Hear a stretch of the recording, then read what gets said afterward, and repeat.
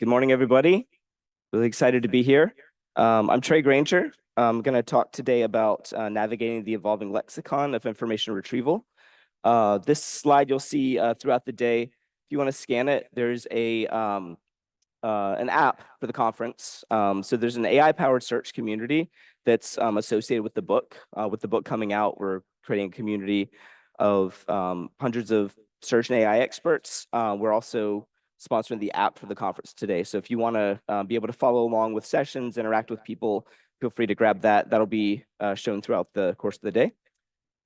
Also, Charlie mentioned that there are physical copies of the AI-powered search book over there. Feel free to go thumb through them.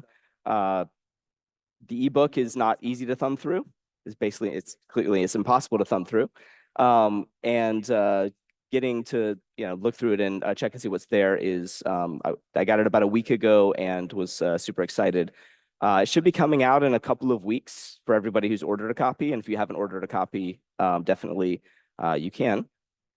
So a little bit of background about me. Of course, I'm the author of AI-powered search.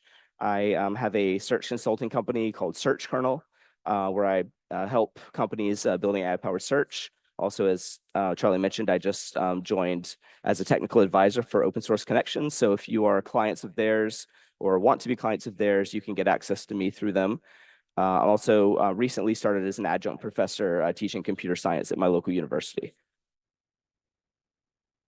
Today's talk, since I get to do the keynote, is not a rah-rah inspirational, let's get ready for AI-powered search, let's get ready for relevance talk. I've done those before, but with the book coming out, a lot of people in here are experts in search. A lot of people are experts in AI. A lot of people are neither. There's, over the last couple of years, there's this evolving lexicon that I'm sure you've all encountered. For those who maybe came from the traditional sort of like Lucene-based search engines, whether it's Solr, Elasticsearch, Lucene directly, OpenSearch. There's certain terminology that may be a little bit foreign coming from the more sort of AI deep learning world. A lot of it's been normalized at this point, but what I wanted to do today is do a very quick breeze through sort of a survey of different topics in AI-powered search. If you've seen many of these before, bear with me, and if you haven't, hopefully it can be a sort of refresher to fill in lots of space. What I've found over time is that as people start to work in machine learning focused on search and in AI-powered search, that often they come to search from a very particular angle. So maybe they start with vector databases and embeddings, and their entire focus is on semantic search, for example. It's really easy to get started there, but there's a whole sphere of AI-powered search techniques focused on collecting user behavioral signals, for example, and doing things like signals boosting, especially in e-commerce, to make sure that the top results come back, to do things like personalized search and recommendations, to do things like lexical semantic search as opposed to dense vector-based semantic search.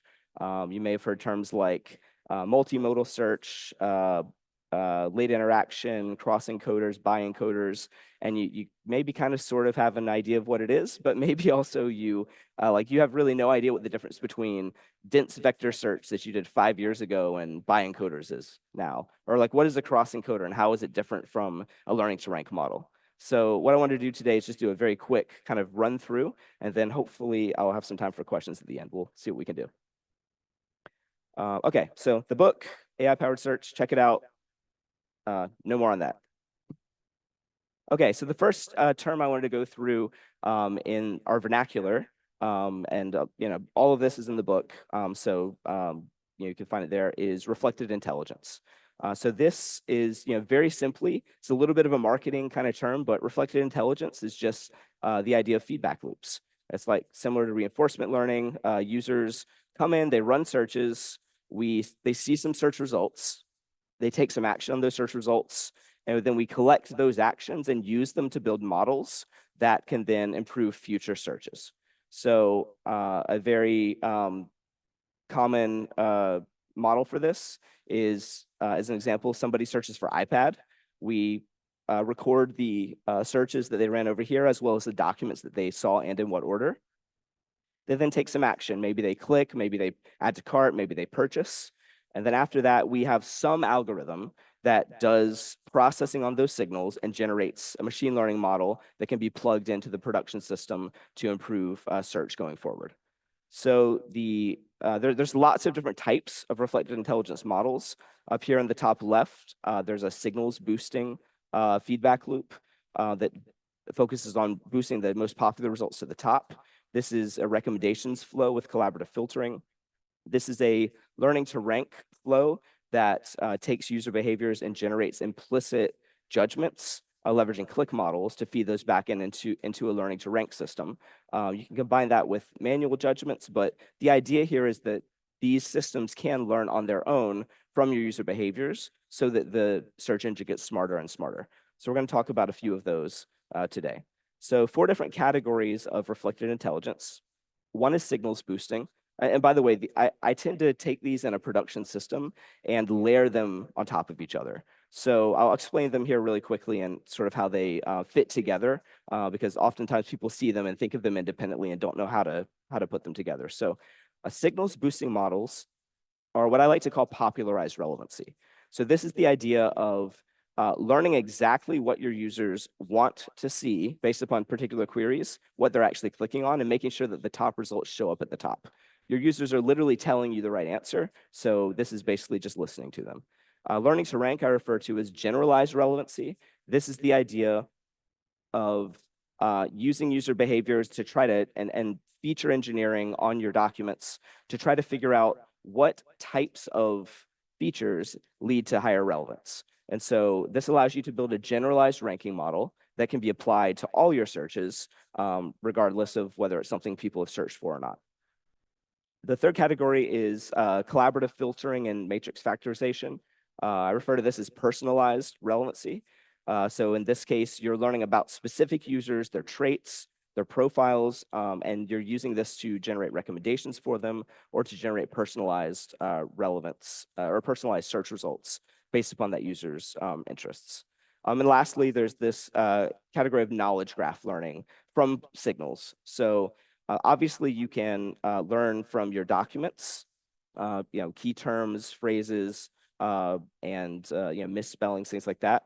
But also based upon the queries users type in, the follow-on queries they type in, and the products or documents they interact with, you can also mine query logs to be able to generate a semantic understanding of domain-specific language for the end user. So we'll go through these really quickly. So what is signals boosting?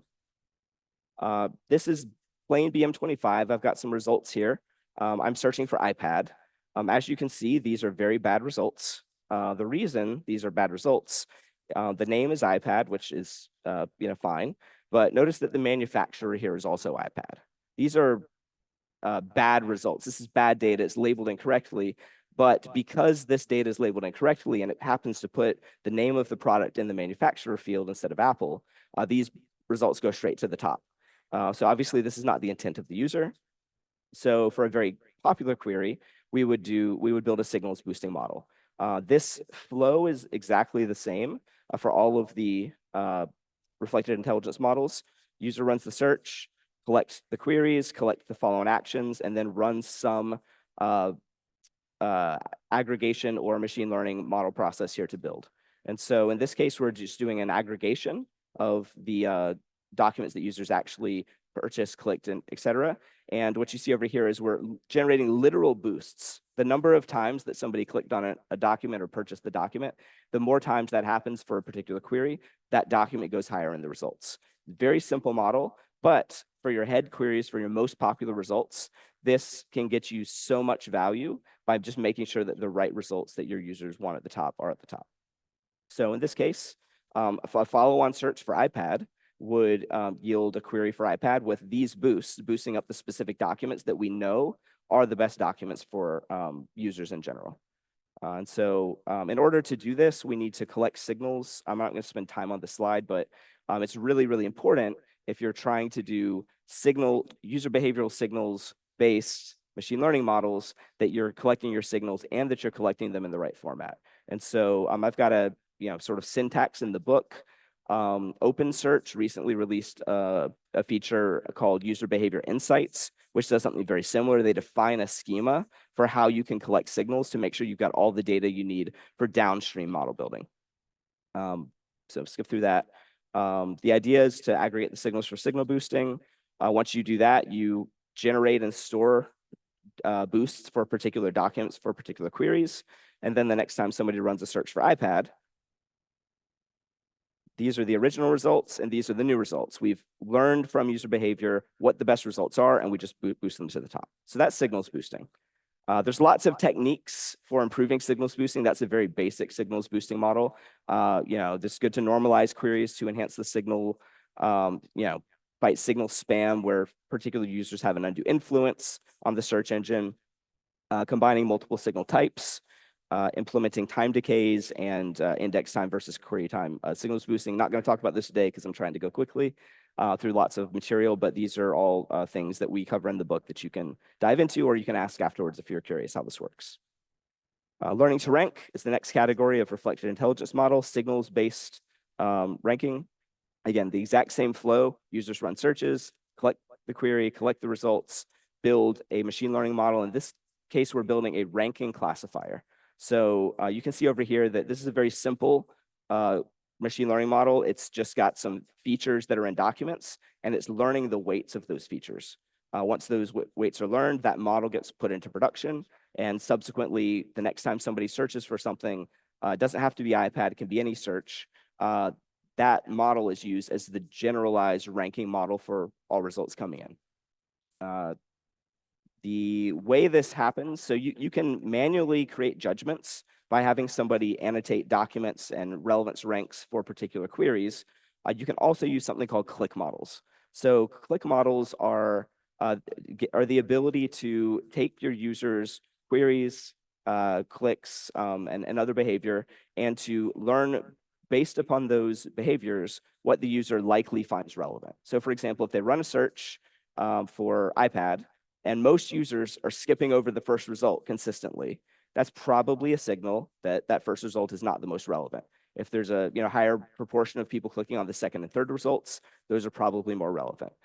Click models get way more complicated than that. There's tons of biases you have to address and avoid, and there's an entire chapter on it in the book written by Doug Turnbull. So I definitely recommend you check it out.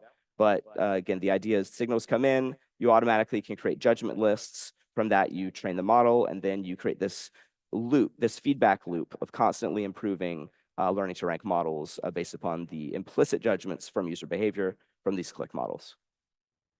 If you want to learn more about learning to rank and click models and implicit judgments, you can check out these 3 chapters of the book. Chapter 12 also covers overcoming ranking bias through active learning, which I'm not going to talk about today.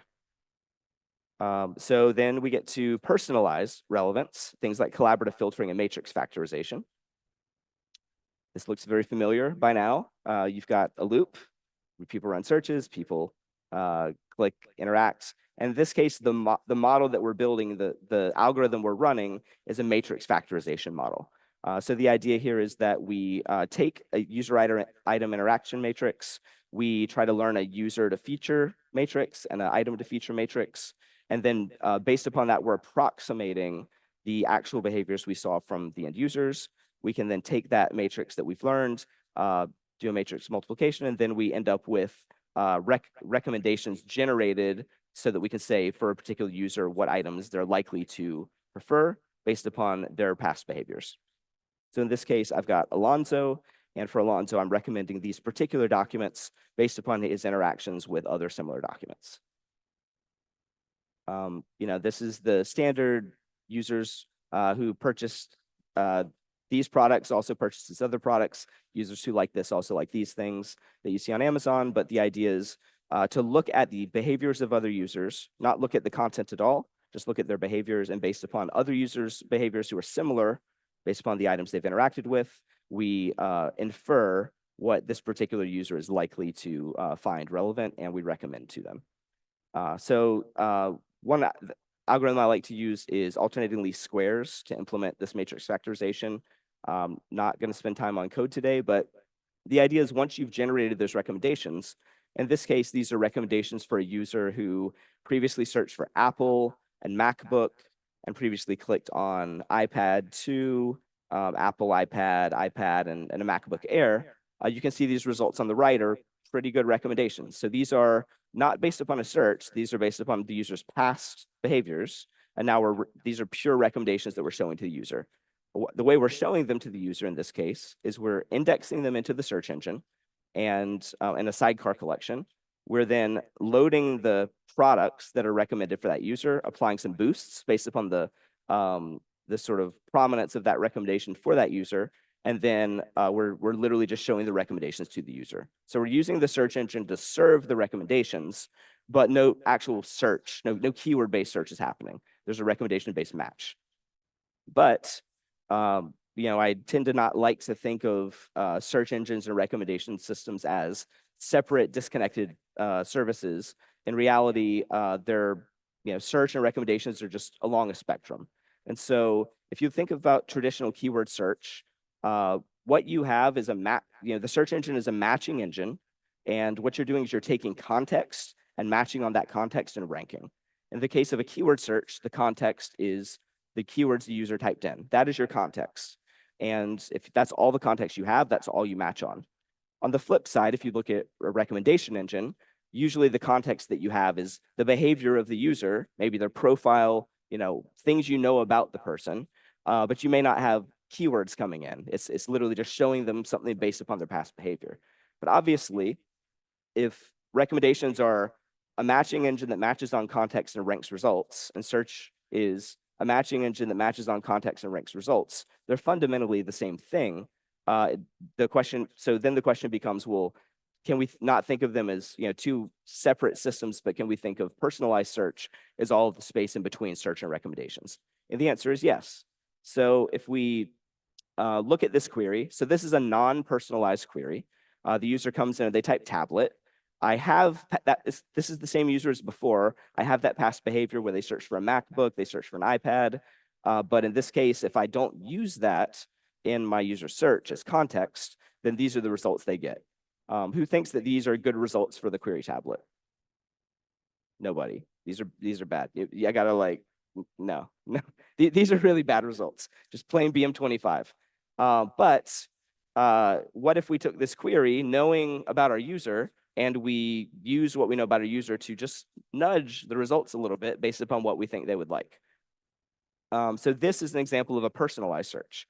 So notice that now I see these tablets at the top, which are based upon the recommendations. These aren't pure recommendations, mind you. These are boosts of documents to make them show up higher in the search results.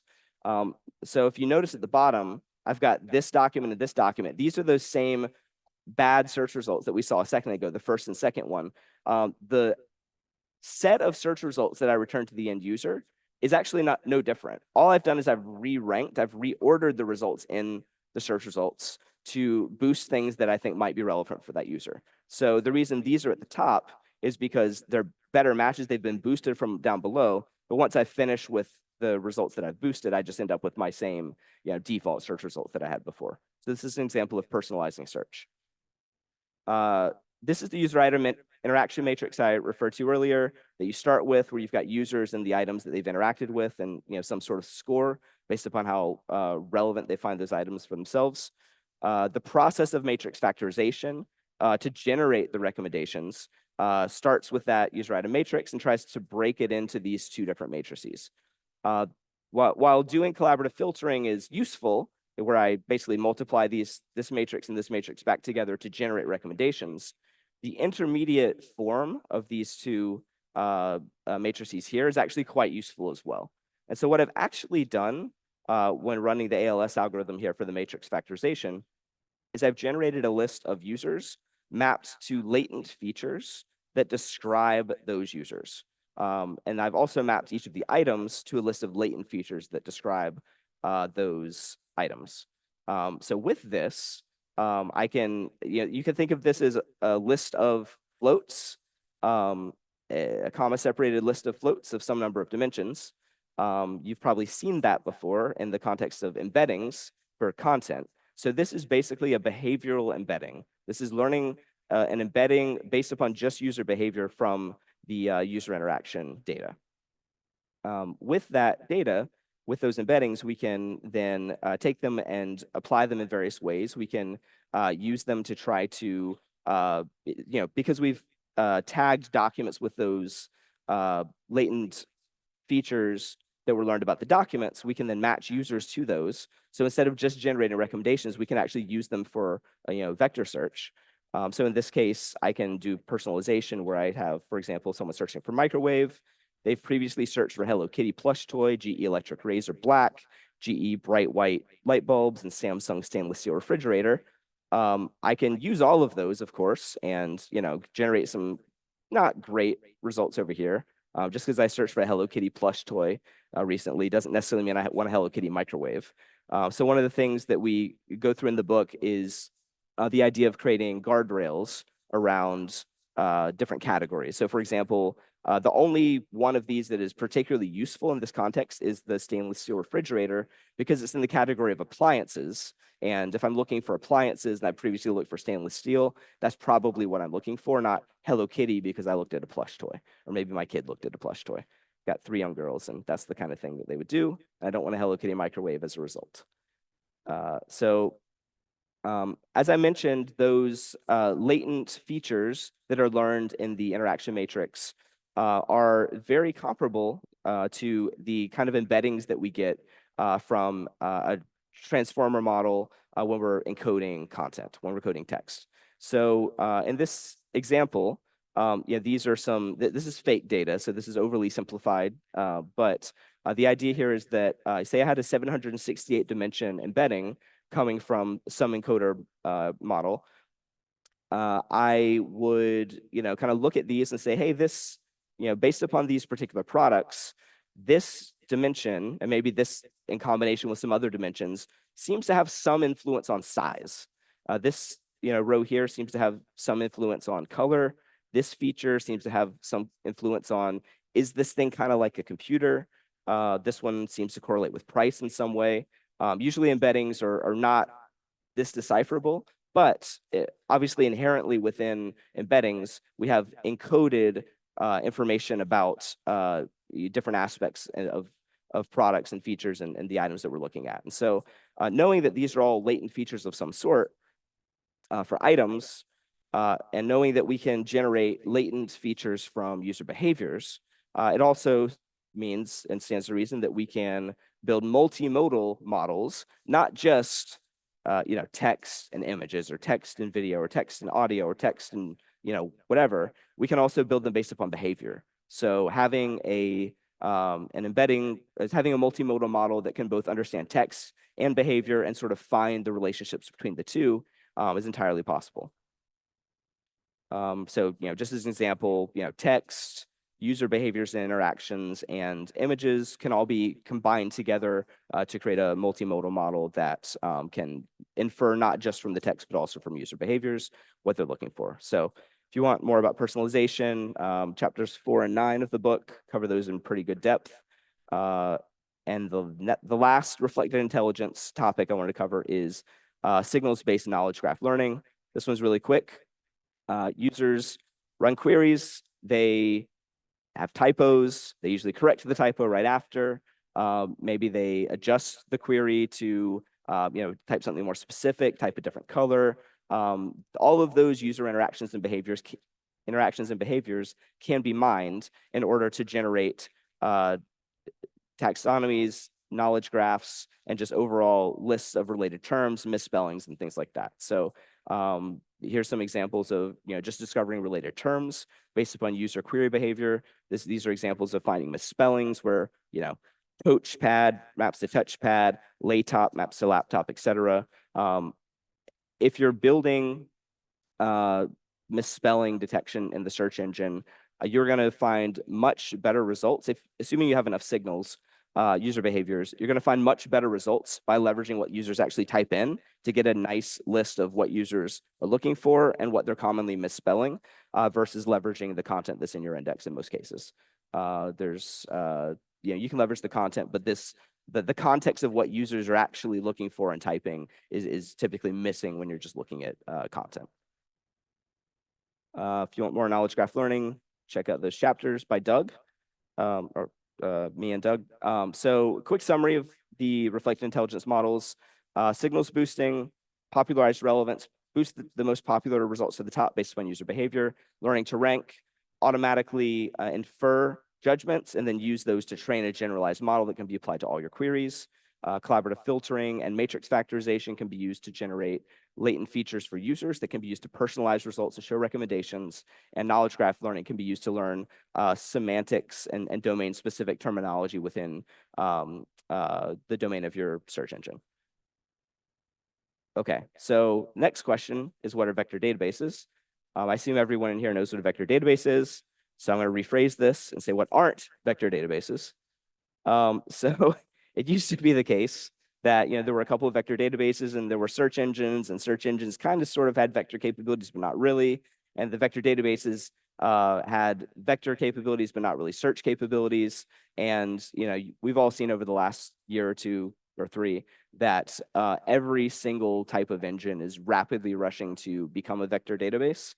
The reality is vector search is not really a and this is my view, might be controversial. Probably not. I don't really view it as a product in and of itself. I view it as a feature. So in my view, search engines have vector search capabilities. Some search engines are hyper optimized for those vector search capabilities. And those are the ones that are typically called the vector databases. They call themselves vector databases, but every engine is rapidly adding these capabilities. And so the distinction between, like, every time I have to say your search engine or vector database, it just, like, I don't know. I'm really tired. I'd rather just be able to say your search engine and know that there's just different types of search, whether it's dense vector search, lexical search, etc.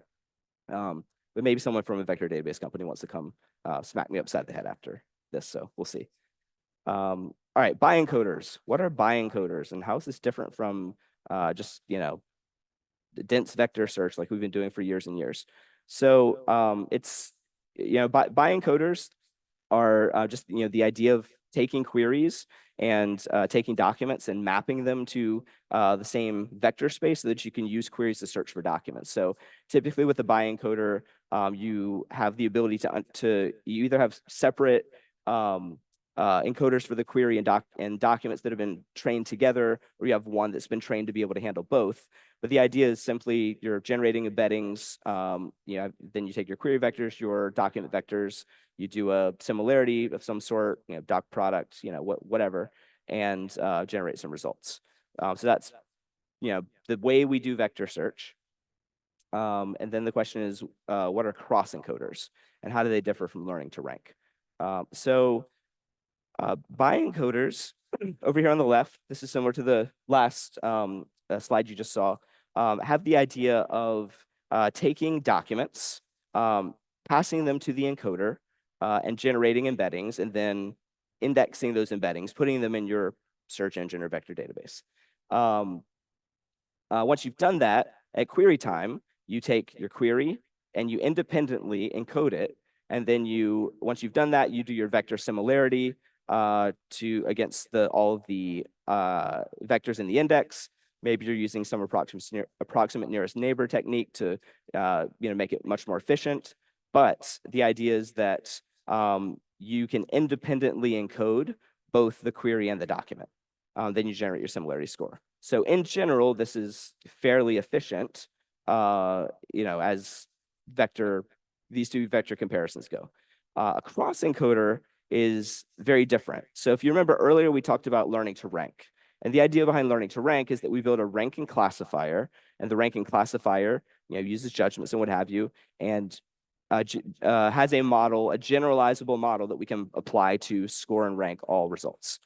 A cross-encoder takes documents in and takes queries in, but instead of encoding them separately, it encodes them together. And so the idea here is that if I'll make up an example. Imagine that I have some documents here for hiking. So there's hiking in the snow, hiking on the mountain, beginning hiking, camping, etc. And then I've got a query for mountain hike.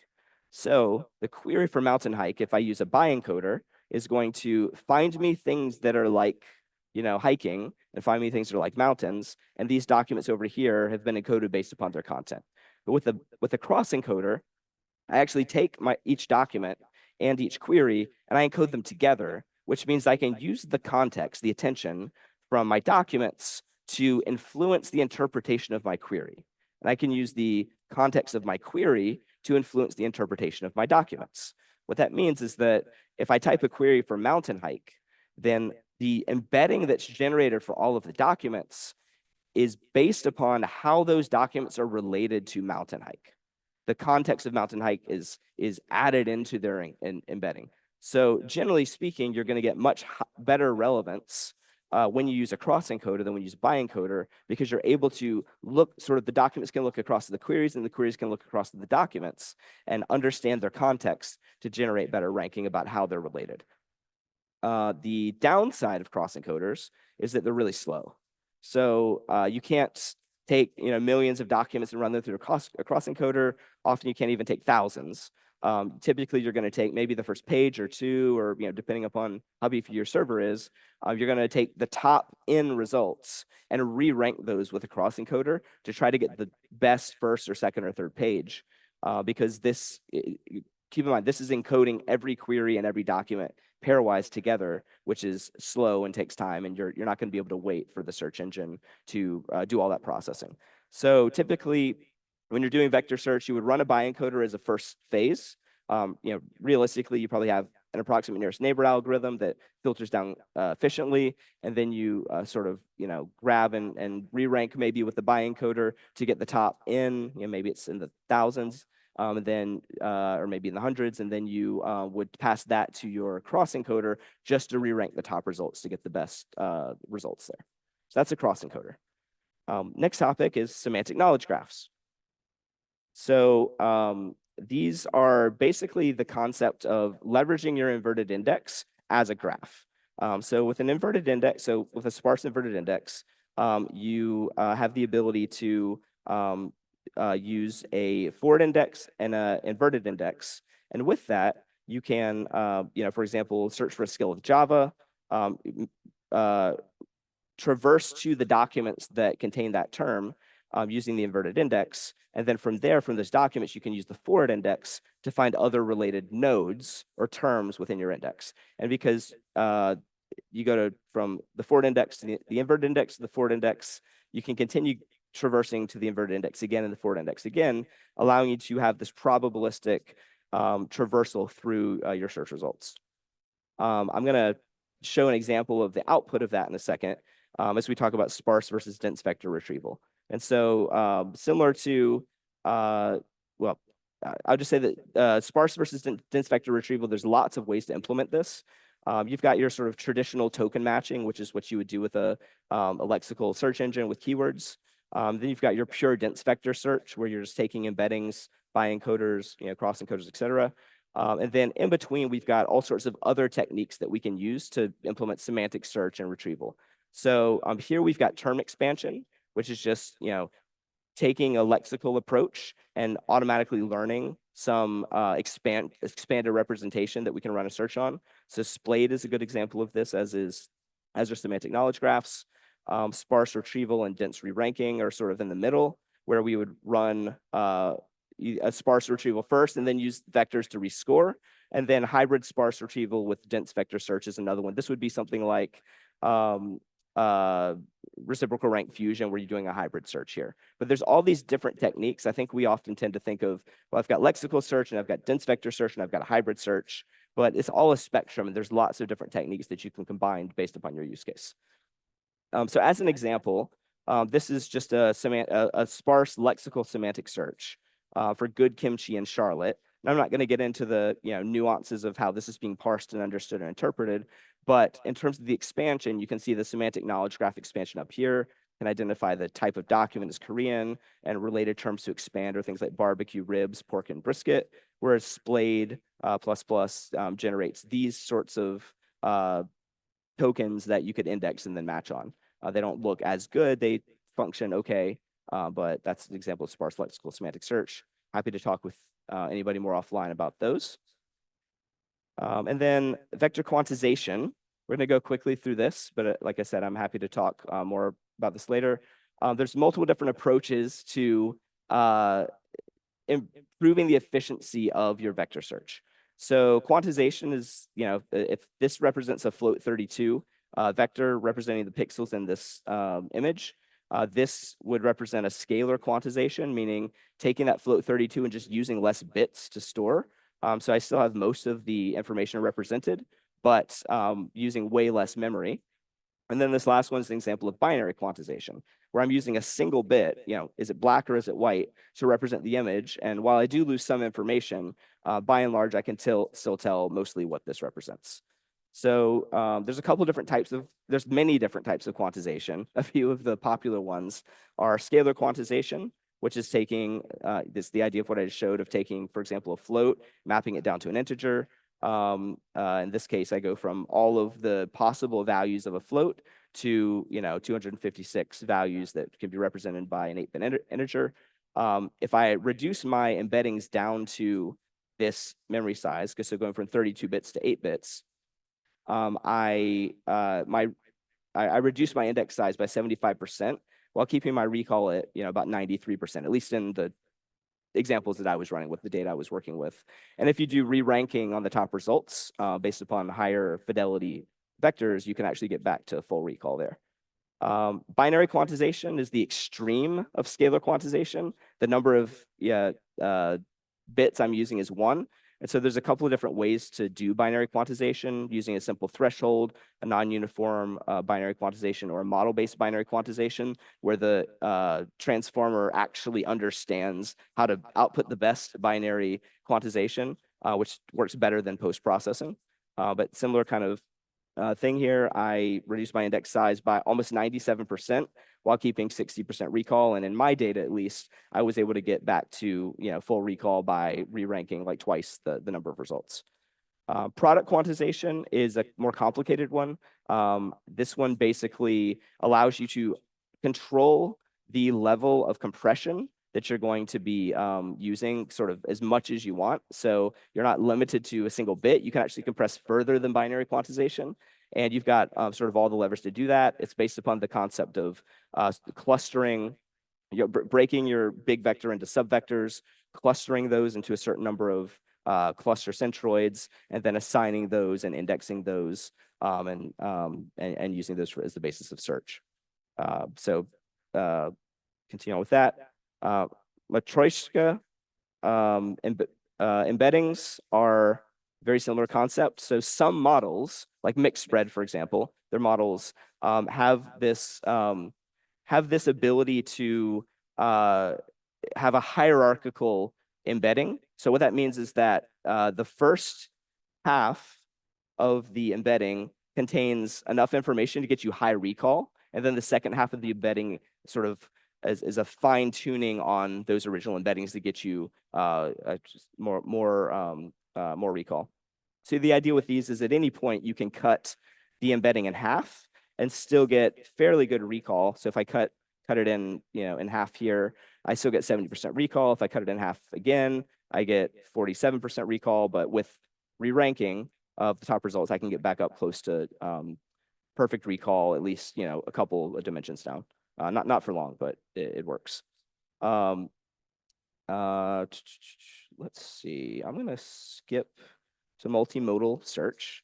I think everybody knows what multimodal search is. So in this context, we're doing things like searching on images and text. So if I search for something like superhero flying, I get these results. If I search for superheroes flying, the encoder knows enough about this to know that it's generally plural.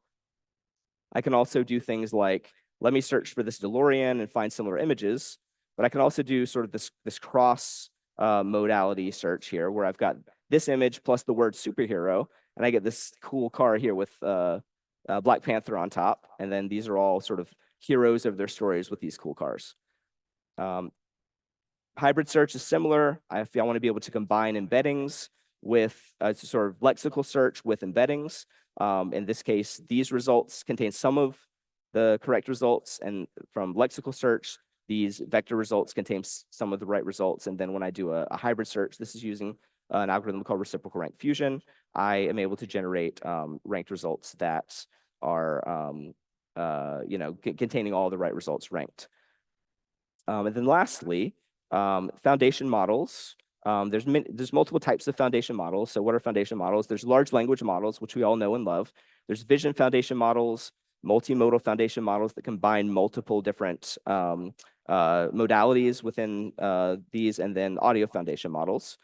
I'm personally really excited about what's coming with latent interaction models. So I think Joe's going to talk about Cole-Pally, so I'm not going to spend much time on this, but if you look at the Colbert and Colbert v2 models, the intuition behind these is that they go from what we had way back when Word2Vec first came out in like 2013, where every single word generated its own embedding. And then once we got transformers, they sort of went away from that and went to encoding larger chunks of text and sort of losing a little bit of the context of each individual word while gaining the context of the entire sentence. So with Colbert and Colbert v2, we now have the ability to create I'm going to call them multi-valued vectors, which basically means in a field in the search engine, I have multiple different vectors, and I can do one for each word. So I can take every single word in my document, give it its own vector, but that vector is contextualized based upon the entire document and what's surrounding it, not just that individual word. And so the quality of this is like through the roof relative to other single vectoring encoding techniques. I'm not going to spend any more time on this because we're close on time, and I want you to hear from Joe.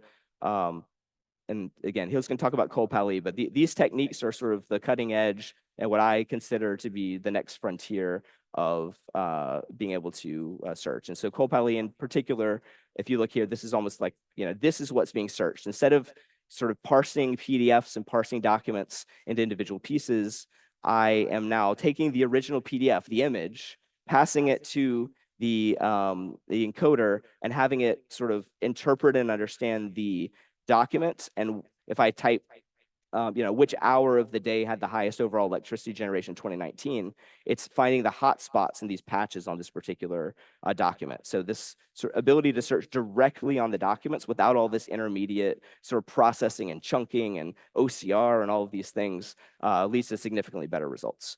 So last slide.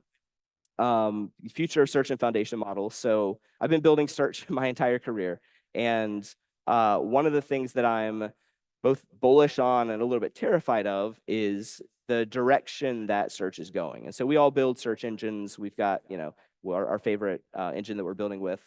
But as these foundation models become more and more prevalent and are able to understand multiple modalities, and in particular, as we give physical bodies to these models moving around and interacting in the world, there's all of these different modalities, whether it's audio, culture, sensory, visual, temporal. There's all these different modalities that the models are going to be able to tie into and interact with.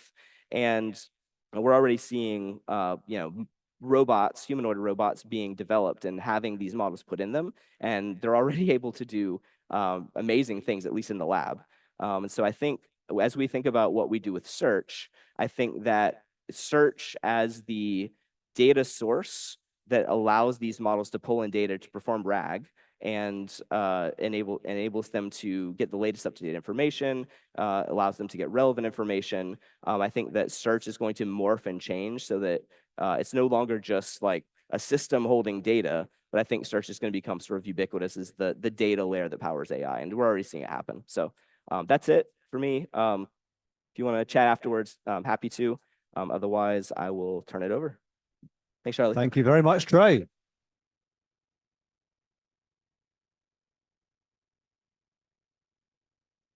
Judging by that last picture, I had no idea that all my work in search would lead to a robot that can do the washing up, but I think that's a fantastic development there. So we've got time for a couple of questions for Trey. Okay, awesome. Anyone in the room has a question for Trey? Okay, to get you kicked off, I'm going to start with one of our online questioners.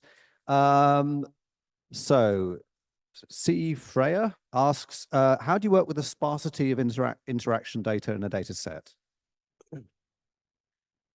So this is a question about signals. In the context of recommendation systems, when you have very sparse data to work with. Sure. So going back to the that spectrum I showed of search and recommendations, I typically don't think of recommendations as starting with the matrix factorization. For me, recommendation starts with the very first piece of context I have about a user. So if let's say I have a job search engine, for example, someone comes to my website. Before they type in anything, I have an IP address from them, which means I know maybe, unless they're on a VPN, roughly where they're located. That's context that I can use to recommend things to them. For example, if someone types in nurse, why in the world would I show them nurse jobs in London if I live in New York? I should show them things that are local and close to them. So that's a sort of first step towards recommendations, is using a little bit of context to just sway the results. As you collect more and more interaction data, maybe they type a query, maybe they type in multiple queries, maybe they click on things.